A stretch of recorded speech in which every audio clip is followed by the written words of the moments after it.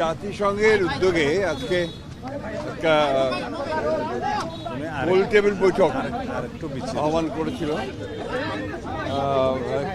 এখানে রাজনৈতিক দলের কয়েকজন নেতা ছিলেন, খুব সিলেক্টেড দেখলাম। আর দেখলাম কমিশনের প্রধানরা ছিলেন।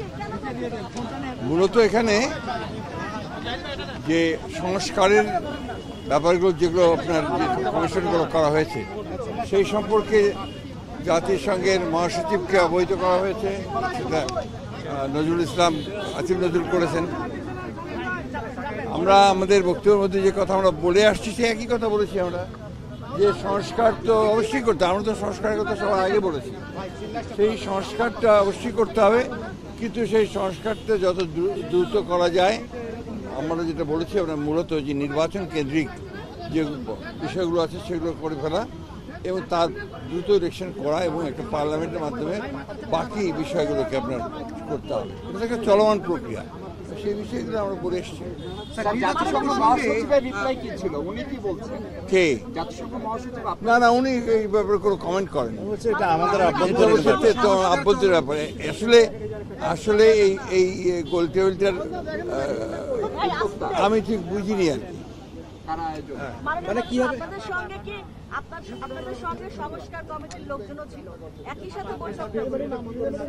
সংস্কার কমিশন যারা প্রধান তারা ছিলেন।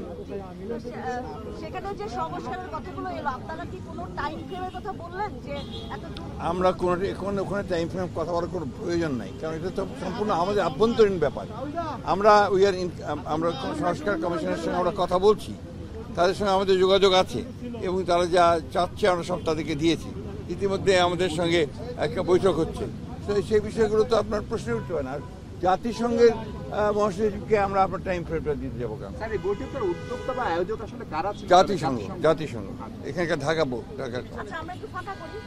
আমরা বলতে পারি যে আপনারা আগের কথাতেই বলেছেন যে সংস্কার চলমান প্রক্রিয়া, সেখানে নির্বাচনটি অতি দ্রুত সম্ভব।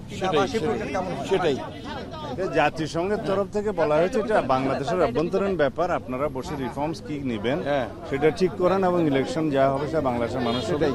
উনি বাংলাদেশে একটা স্ট্রং ডেমোক্রেটিক গভর্নমেন্ট আসবে সেটা আশা করেছেন এবং পৃথিবীর মধ্যে একটা নজির সৃষ্টি করবে আগামী ইলেকশন, এটা উনি আশাবাদ ব্যক্ত করেছেন।